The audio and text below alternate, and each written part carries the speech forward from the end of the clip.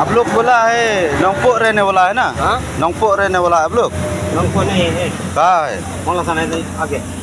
हाँ? मोलसनाई। मोलसनाई तो सब उधर का है। हाँ? झूठ मत बोलो। क्यों झूठ बोलेगा?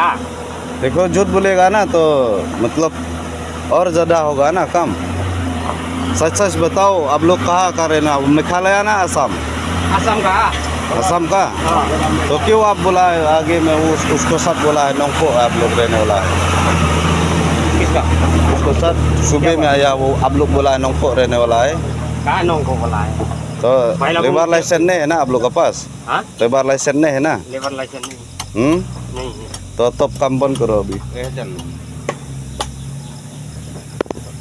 ठीक है?